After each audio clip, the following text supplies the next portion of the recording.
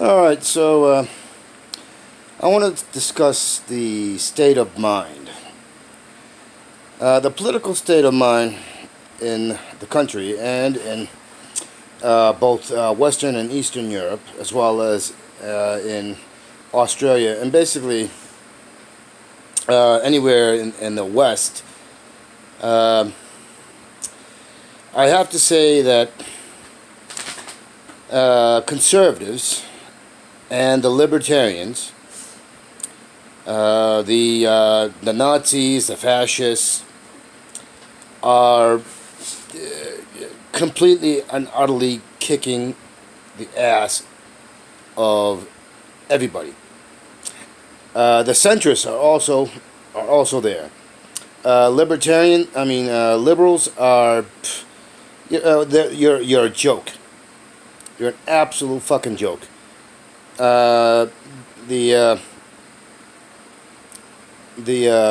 progressives were a joke. We are an absolute joke to them. I've made videos about this before. You go marching in your protests, and you go tweeting away, and you go Facebooking, and YouTubing, and everything else. And the progressive social media, you talk. That's all you do. All you do is talk. And you talk with the same narratives, with the same marshmallow narratives that the conservatives and the right wing want. And that is why we lose. And that is why they push the bullshit that they do. One, because they're too stupid, because the vast majority of them are too stupid to realize how it impacts them personally on a policy level. And I'm talking about the conservatives, obviously, and the right wing. But that's not all of them. The ones that do push the stupidity know what they're doing. And what they're doing is using any measure. Sounds kind of familiar, doesn't it? Malcolm has said something to the something like, do whatever it takes. Well, that's exactly the mentality that the right wing is using. Fox News, quote unquote news, does it perfectly, which is why they have the in the mainstream media, why they have the dominance that they do. Not that even a quarter, even less than a quarter of the country watches Fox. But they're still pushing it out. Breitbart, you name it, all those, they're all pushing it out, and they're pushing the agenda. But they're willing to do anything and everything, including murdering people. They're not unwilling to bring out, to gear up like they're going to war. They're not unwilling to do that. And we aren't willing to do that. We aren't willing to show force.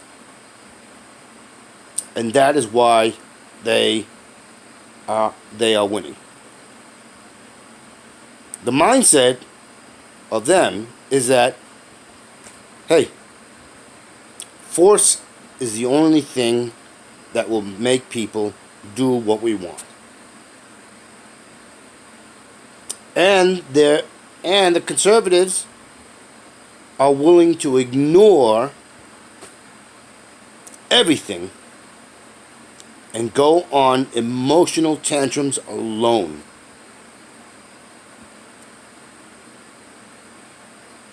I mean, a conservative could go slap a progressive in the face, beat him down, and you point this out to the conservatives, and they can ignore it. Why? Because if it's a minority, there's your obvious answer. But if it's to the poor whites, people, working class people, they can ignore that too. Why? Because they have a self-interest. And their self-interest is so powerful that they can ignore anything and everything. They say one thing and do the exact opposite. It's evident. Absolutely evident. And they can ignore that too. And that is why they win. It's because the soft talking. You have to be willing to ignore these. We have to be willing to not only ignore, but castigate and attack verbally and every other way. And that is what we need to do. But that's not going to happen. You know, I like all these, and when I say like, let's put that in quotes. I like how all these, the fake left mainstream media and the more authentic left social media, and there's a commonality there. You keep pushing the blue wave, but that's all bullshit. Alexandria Ocasio-Cortez, I loved her, absolutely loved her, but she had the audacity to cringe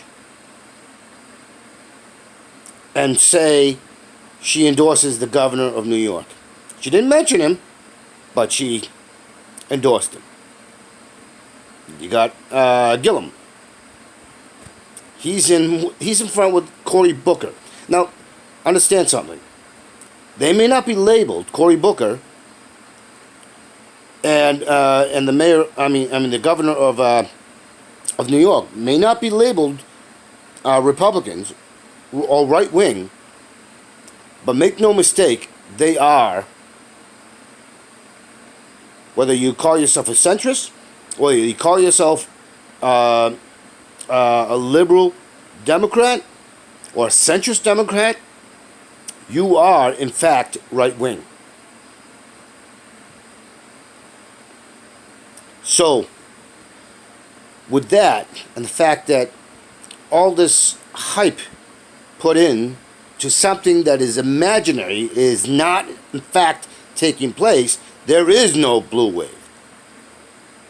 The right wing is absolutely right. There is no blue wave.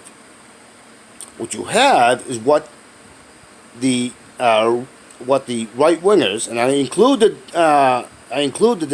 Democratic National Conference as the right wing. What you have is them allowing a few in to be later subverted, like Gillum and Ocasio-Cortez. That is what you have. There is no blue wave. There is absolutely no blue wave. And if you believe that, then you better stop believing in the Tooth Fairy. You better stop believing in Santa Claus being real. You better stop believing in unicorns. Because that's what it is. It's a fantasy. Unless we are willing to face the facts and face realities that people that control the system are in it for themselves, and the rest of us are nothing more than chaff, and that they can do anything, and they can make us slaves, indentured servants, whatever connotation you want to put on it, unless you are willing to admit to it, it's going to happen, and it's going to keep happening. And ultimately, even the nut jobs that are trying to get to the end times, it will happen because it's a self-fulfilling prophecy, because we are not taking the action, the forceful action necessary to put these criminals in their place. Because make no mistake, they are criminals, all of them. Every single one of them are criminals. Bernie Sanders, for all of his fair-minded thinking, is a paper tiger. It doesn't matter how many people are listening to him. The simple fact of the matter is unless we are willing to take forceful action and put the people who want control in their place and have them sink back into the dark holes from the abyss that they sprung up from, we will find ourselves all under the boot hills of a small minority. Just like it had happened during Mussolini's time, as it happened during Stalin, as it happened during the Nazis. You name it, it will happen. And we will have years, and more than likely decades, of it. And many of us will fall to the boot hills. And the thing is there's an absolute solution. The solution is get rid of money. Get rid of ownership of land. And come to acknowledge that if we spend the resources, and when I talk about resources, I'm talking about resources of mind, body.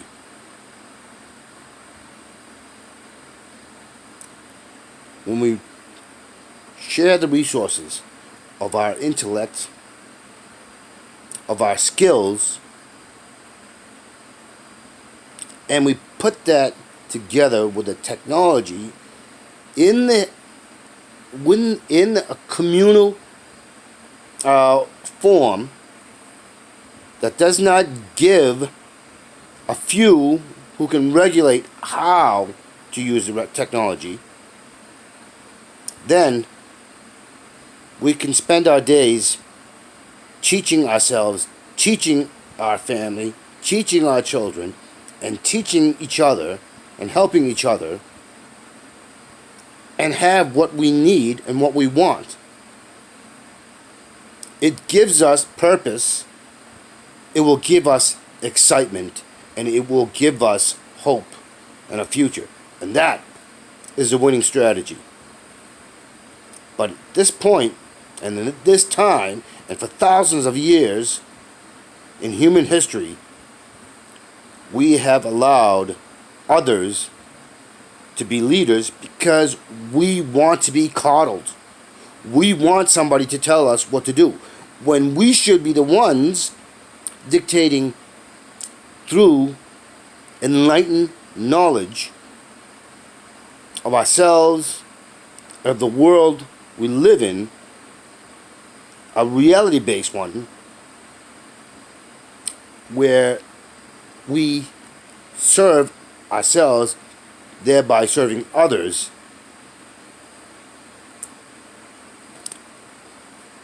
And that is the answer. It has always been the answer. But until we actually kick to the curb those who run the gambit and put them in their place, like the Jeff Bezos, the Trumps, and all of Congress, all of Senate, the state and federal, and local, and we place those who, like the Ku Klux Klan and the neo-Nazis and the conservative right wing and the religious and the so-called religious community, unless we do something about that immediately, we will see it. Not because we want it, but because that is what we'll get. It's a consequence of ignoring. And you say, "Oh, we're not ignoring. We're making videos." No, you are ignoring it because you're not as hardened. You're not as aggressive. Let me replace not. You're not. We're not as aggressive. We're not as focused. And that is why we'll lose. That is why Hitler rose to power. That is why Mussolini rose to power. That is why Stalin rose to power. That is why Mao rose to power. It's because we're not willing to put our bodies on the line. We're not willing to put our intellect, our common cause intellect, on the line. We're focused on meaningless trivialities.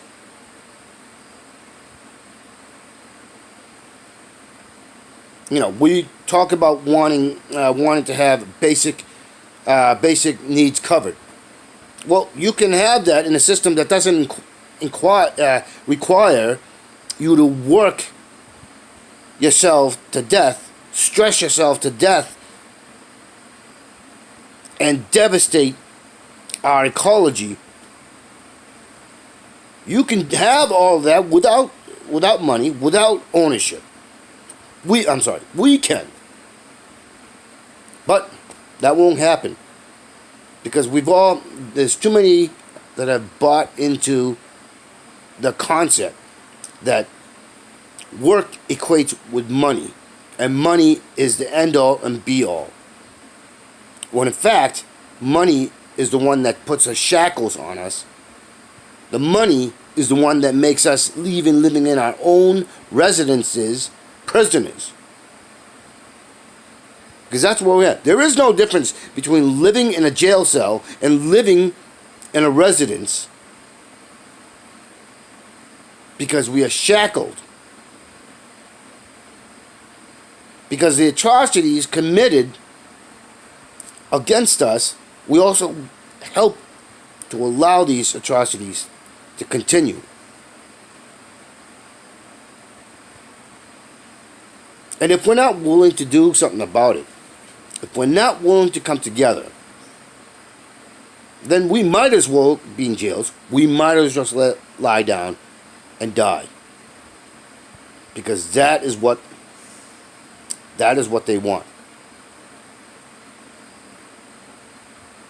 They want us to be servile. They want us to be defeated. Of course, the vast majority of those that aren't in power, that do not control, they absolutely lack the understanding that those in power are, in fact, against even them.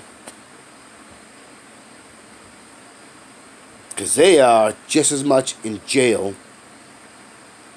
they're just as much shackled as the rest of us.